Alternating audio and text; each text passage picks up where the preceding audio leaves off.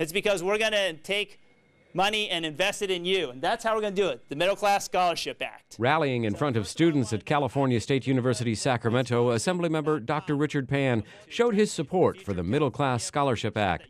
The measure, which he co-authored, would slash fees by 2/3 for students with family incomes of less than $150,000. They want to see that California cares and wants to invest in them. That's something that we've done as a state that we are now benefiting from, but we need to continue that investment. And so we need to invest in these students. We need to be sure higher education is accessible, because that way they're going to become the most educated, the most productive workforce in the world, and that is how we've gotten our current leadership, and that's how we're going to sustain that into the future. Dr. Pan's support for the Middle Class Scholarship is just one way to show his commitment to the well-being of students. Another is his decision to set up his district office on the Sacramento State campus. There's a lot of reasons we put our district office in the middle of a campus. Certainly one of the reasons is to be sure that we're accessible to students and faculty on the campus. The college students at Sac State, as well as in other campuses, are the future of our democracy and our community. They are the ones who are going to be the leaders. In fact, some of them are already leaders right now, and we wanted to be sure that we were accessible to them, and they understood that state government was here to work for them. To further facilitate student engagement, Dr. Pan created a Student Action Committee.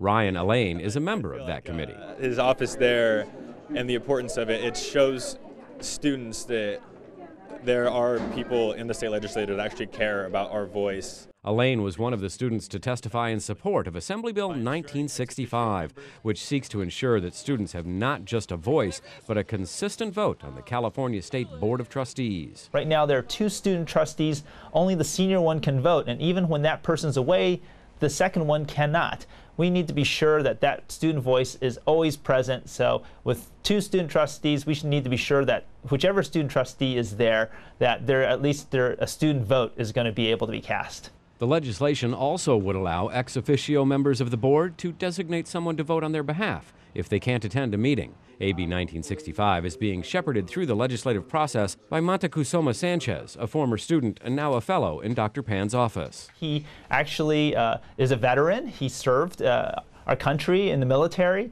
He is someone who understands how important it is to be involved in our democracy, to make a change. I've personally never seen a legislator more committed to the needs and concerns of the students. Last year in the spring, I was a student at Sac State. I was struggling to meet rising tuition costs, also pay for books, living expenses, and I was one of the students that helped hold the administration building to kind of bring it to the media's attention that students are fighting for higher education's future.